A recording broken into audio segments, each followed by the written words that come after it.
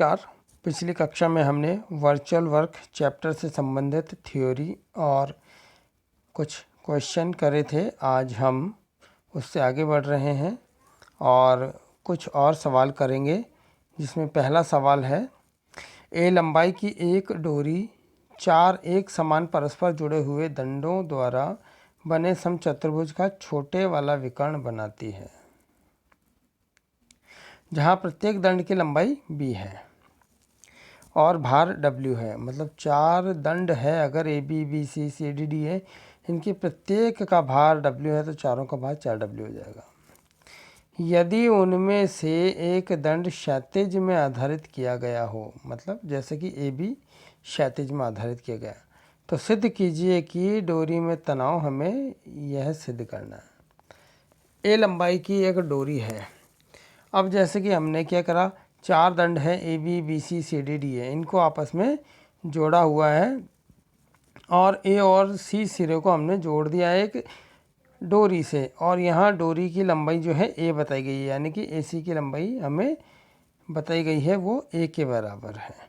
तो इन चारों दंडों का जो भार है, क्योंकि प्रत्येक दंड का भार W है, तो चारों दंडों का भार क्या हो जाएगा, 4W।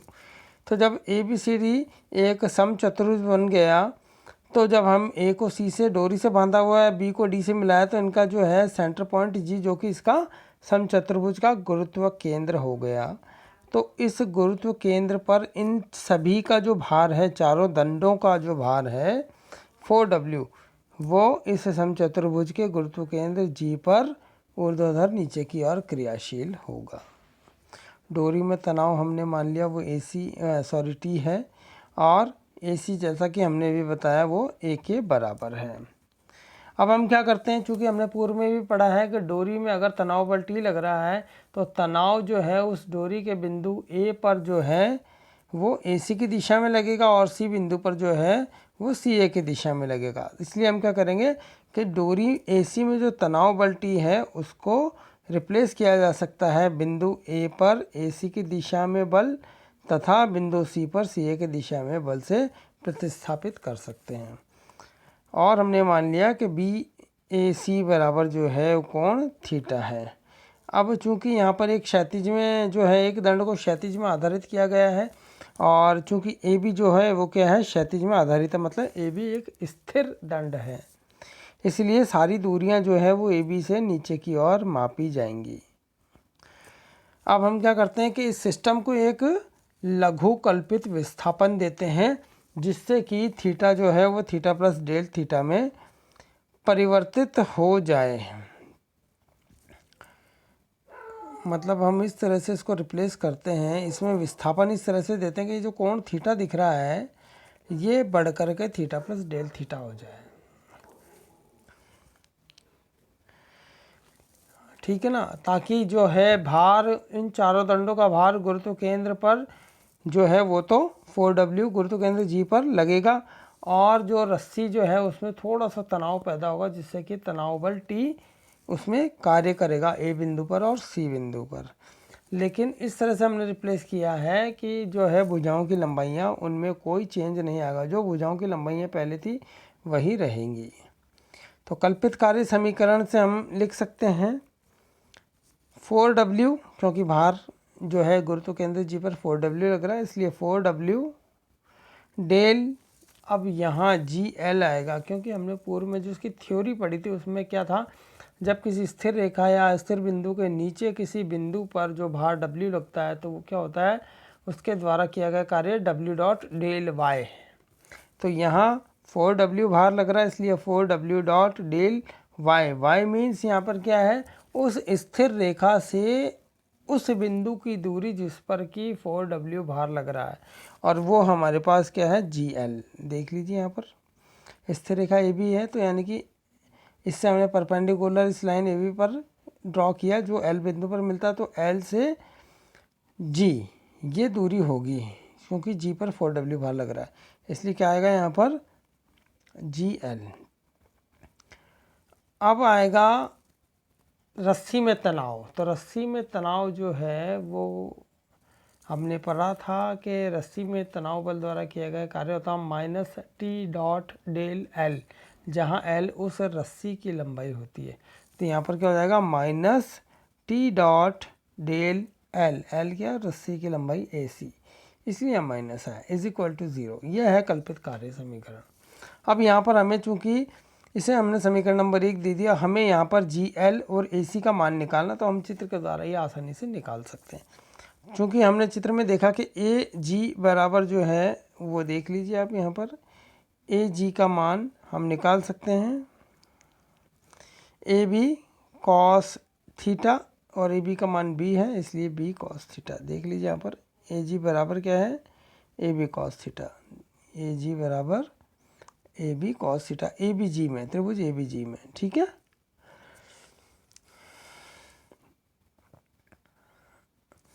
अब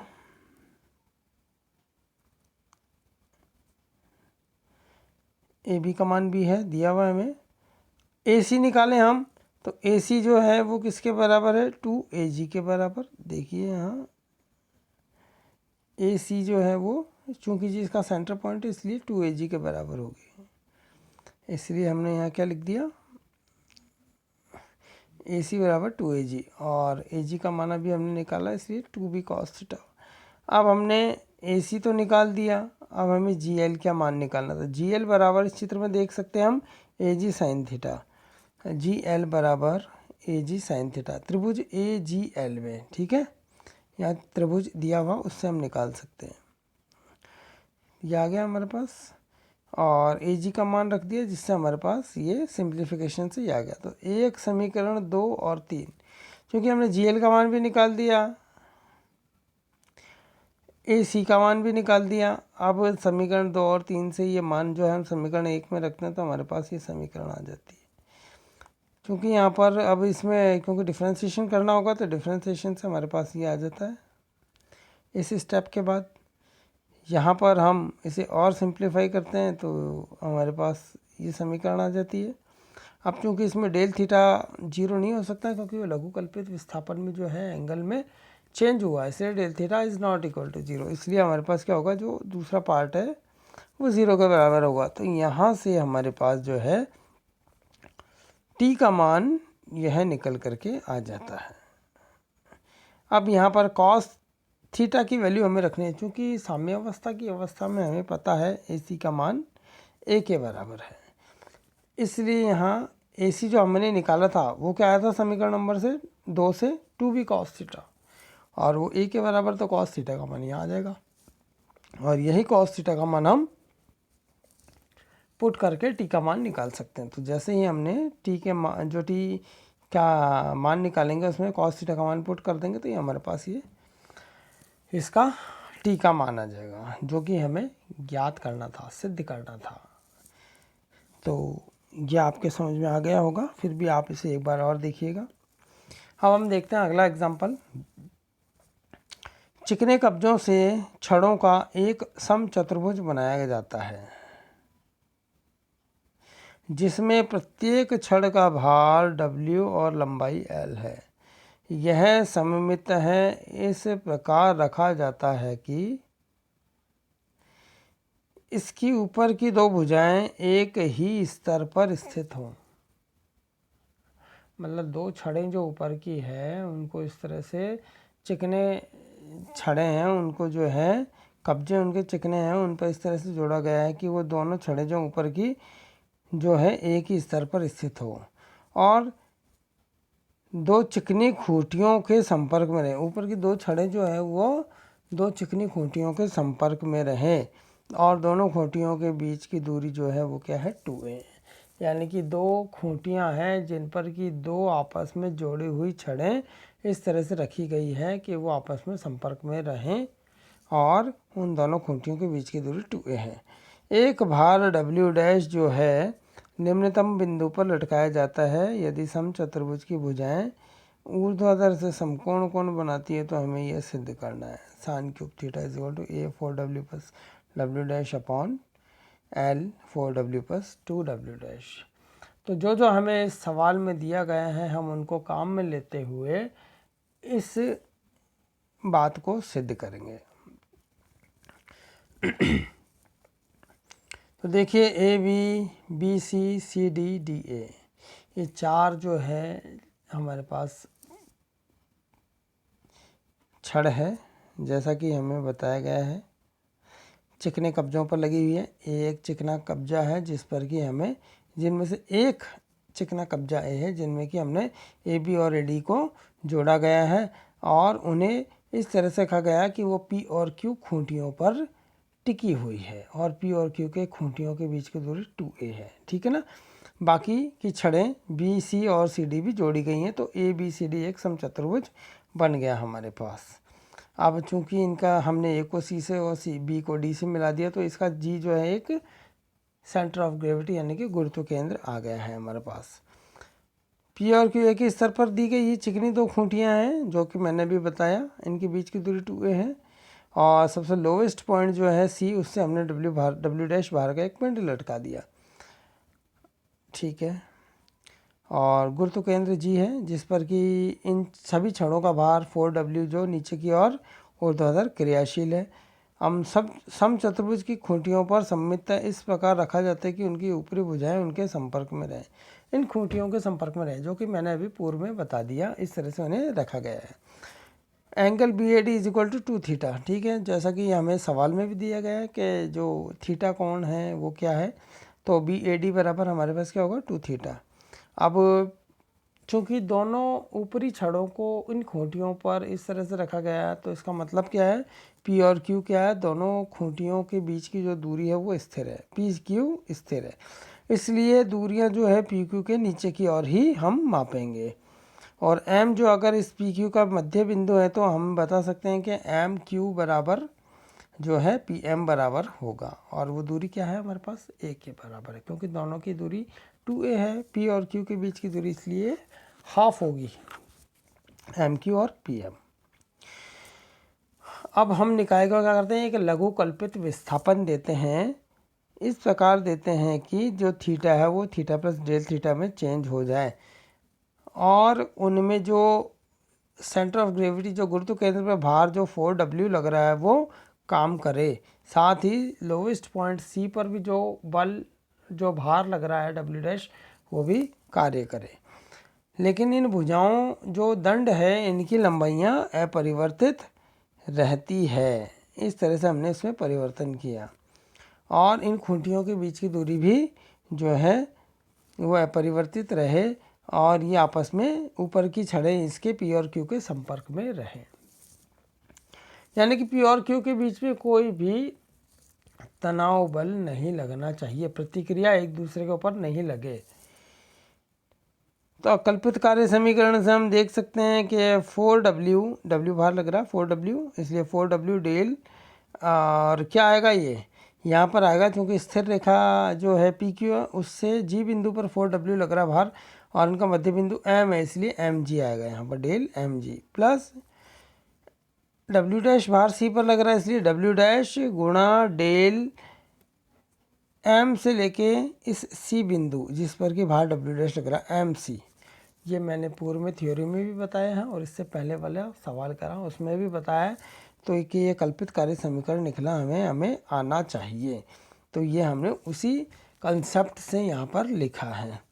अब यहाँ हमें कुल मिलाकर के इस समीकरण नंबर 1 जो कि हमने इसे दिया है इसमें एम जी और एम सी का मान ज्ञात करना है। तो हम देख सकते हैं यहाँ पर इस डायग्राम में ए एम बराबर क्या हो जाएगा हमारे पास ए कॉट थीटा, देख सकते हैं हमारे पास ए जो एम है हमारे पास ए एम बराबर ए कॉट थीटा। ठीक है, यहाँ त्रिभुज देख सकते हैं हम इसमें। और अब हम देखें त्रिभुज ए पी एम की बात कर रहे हैं हम, ए पी एम से यहाँ निकाल सकते हैं ए एम कॉट थीटा आ जाएगा इसका मान, और ए जी बराबर हम देखें तो ए डी कॉस थीटा आ जाएगा, ए जी बराबर ए डी कॉस थीटा, त्रिभुज ए जी डी में ए जी बराबर A D cos theta.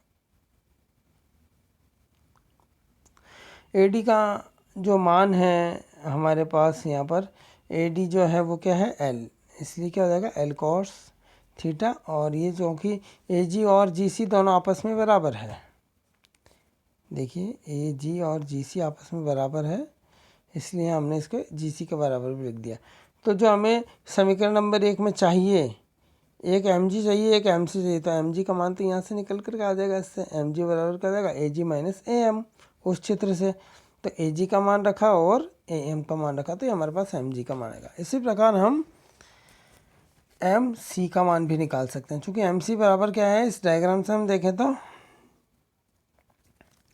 M C बराबर है एम जी प्लस जी सी, एम जी प्लस जी सी। एम जी का मान रखा, जी सी का मान रखा, ये हमारे पास आ गया। समीकरण नंबर 1 में हमने एम जी और एम सी का मान जब हम रखेंगे तो हमारे पास ये समीकरण आएगी।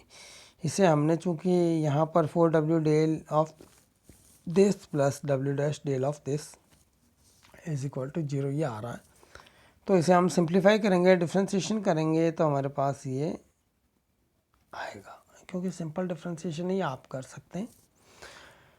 यहाँ पर हमने जो कॉमन लेने का पार्ट है वो कॉमन लिया डेल थीटा, और बाकी हमने ब्रैकेट वाली टर्म को ऐसे ही रखा। अब चूंकि उसमें भी जो है ये ब्रैकेट वाली टर्म जो है ये 0 के बराबर होगी, डेल थीटा 0 के बराबर नहीं हो सकता, क्योंकि लघुकल्पित विस्थापन किया उसमें थीटा डेल थीटा में बदल जाता है, इसलिए डेल थीटा 0 के बराबर नहीं होगा।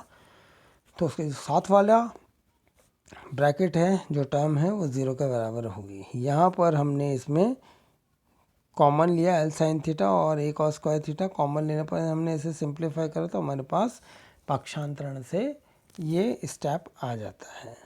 तो यहाँ से हम साइन क्यूब थीटा का मान इस तरह से बता सकते हैं।